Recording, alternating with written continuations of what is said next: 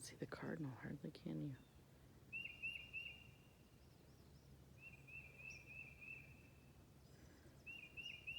I see a lot of cardinals around here.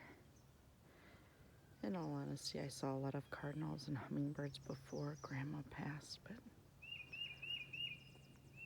I guess because of the old wives' tale or superstition or what have you, it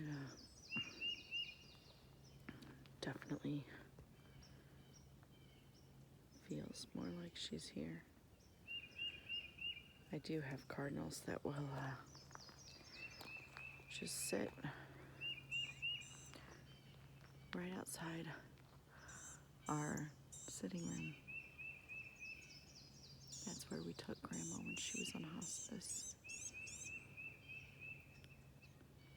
Wall windows. She couldn't see. I mean, she couldn't see even before she went into her coma-like state from the nursing home. They just let her die from a UTI, let it go septic. Horribly enough, my grandpa had died from a UTI. Got him so weak he stopped eating. He also died a slow and painful death like Grandma.